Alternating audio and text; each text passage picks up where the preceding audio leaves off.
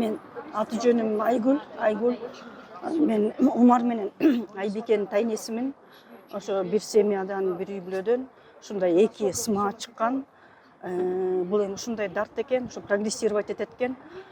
Эми кыскача эле айтайын, биз ушул бүгүнкү келген максатыбыз ошо Риздиплам боюнча ошол препарат бизде жок экен.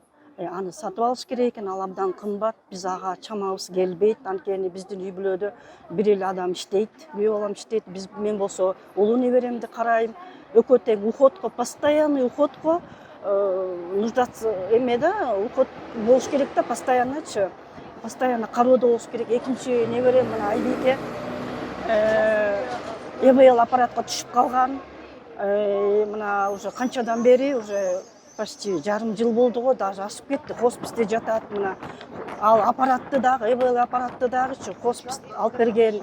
Бүт болгон эмесин баарын ошол хоспис жардам берип атат да бизгечи. Анан расходниктер, ошол аппараттын эле расходниктерине айына бир 60 миң, 70 миңдей кетет экен. Ага бир кишинин тапкан акчасы жетпейт да, чынбы? Анан биз ошо бүгүн чыктык.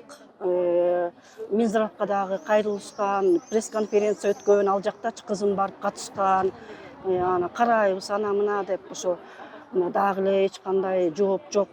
Анан биз ошо бүгүн чогулуп чыгып, ошо талап кылып атабыз да, эми ушуларга, ушу балдарга. Бизде аз эле экен, Өзбекстанда мындан да көп экен. Мына алардыкын уже решать этип бербеди, көрүп атпайсызбы интернет булактарынан. Анан бизде аз эле экен, аларга карагандачы. Эми ушул 20 канча балага ошол Риздиплам препаратты алып берсе жакшы болот эле да, ушу балдарыбызгачы. Биздин талабыбыз ошол эле.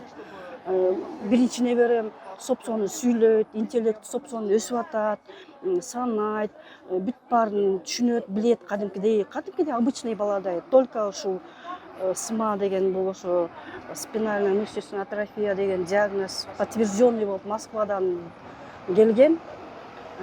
Анан биздики ошол эле аппаратта, ошол боюнча эле биз бүгүн чыктык. Айла жоктончу.